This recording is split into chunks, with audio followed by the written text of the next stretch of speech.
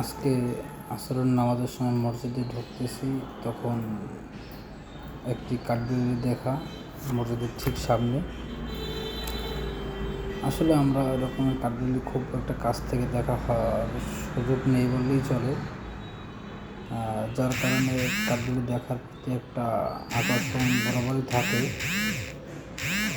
তো আজকে কাঠবিড়ালি দেখার পরে একটু ক্যামেরাবন্দি করলাম।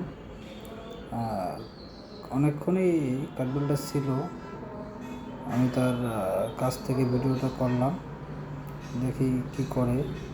এক পর্যায়ে কাঠবিড়ালি চলে গেল, চলে যাচ্ছে, এই গাছের কাছাকাছি গেছে।